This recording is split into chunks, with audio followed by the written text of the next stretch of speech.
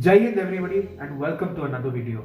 This time we will be speaking about the Kargil War, a war embedded in Indian history, a war in which we take pride in, a war which cost us 527 brave hearts, a war in which numerous soldiers gave their today for our tomorrow, a war in which they gave away their memories to help us script ours.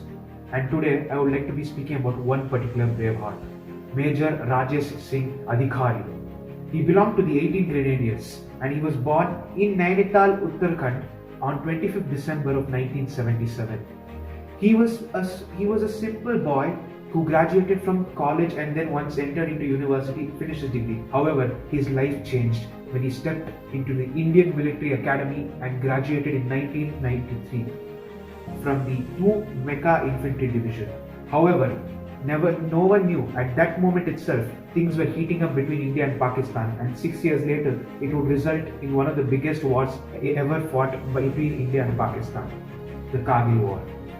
Once Kargil War broke out, our hero was now shifted into the 18th Grenadiers Division, and in the 18th Grenadiers Division he made history.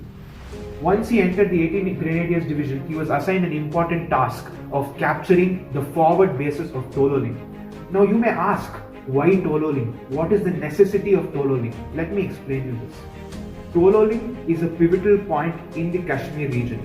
Why?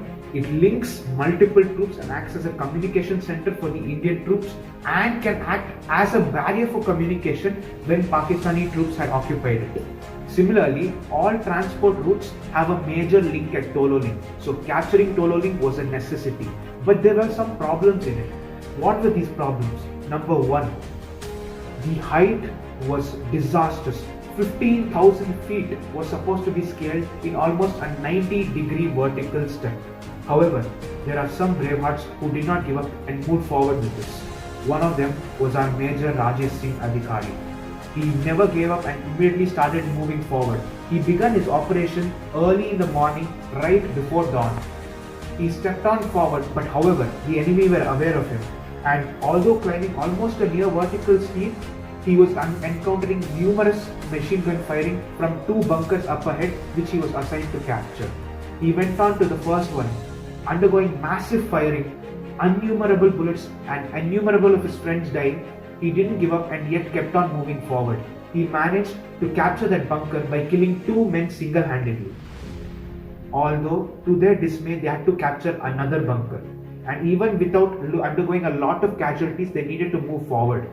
So, near a rocky terrain around in and surrounding that particular region itself, he deployed a machine gun unit, and that machine gun unit proved effective. Continuously firing bullets, he was able to move under the cover of the fire and was enabled to break into the bunkers and once again kill 2 of his men. But however, while capturing that exact second bunker, which was so pivotal, it helped capturing point 4590 by our later famous captain Vijay Thapar. However, because of capturing the second bunker, there was a problem which occurred. He succumbed to his wounds. His wounds were disastrous because he underwent multiple injuries all across his body. And although it was meant to be a day of happiness and enjoyment on 30th May of 1999, our hero gave his last breath. While his body was returned to his family, they embraced with all love possible. They knew that he had given his life for his country, and that was the greatest honor anyone could ever offer. But while embracing him, his dear wife encountered something in his pocket. It was a letter. And when she opened that letter, she broke into tears. She saw that it was bloodied from the innumerable bullets which she had encountered. And in that, she had written regarding how she does not matter whether you live or die. Whatever happens, she doesn't care. She will ensure that her kids will 100% visit Kargil, where her father had fought or had laid his life. And the shocking thing to know is, just a few days prior to that incident itself, the Major Adhikari had sent another letter to his wife.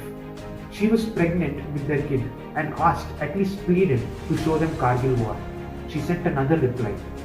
that no matter what happens, even if you are dead on that battlefield, I will take my children, show them that battlefield in which you fought, and ensure that they enlist in the Indian Army. Whenever I think of the story, a beautiful poem by our former Prime Minister, late Prime Minister Atal Bihari Vajpayee comes into my mind.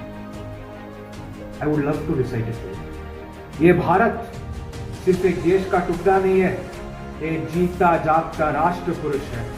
ये वंदन की भूमि है, ये अभिनंदन की भूमि है, ये अर्पण की भूमि है, ये तर्पण की भूमि है। इसकी नदी नदी में गंगा जल देती है और कंकर कंकर में शंकर मिलता है। जिएंगे तो इस देश के लिए, मरेंगे तो इस देश के लिए, पर मरने के बाद गंगा जल में बहती हुई हमारी अस्थियों से सिर्फ एक ही आवाज आएगा, बोलो भारत माता की जय।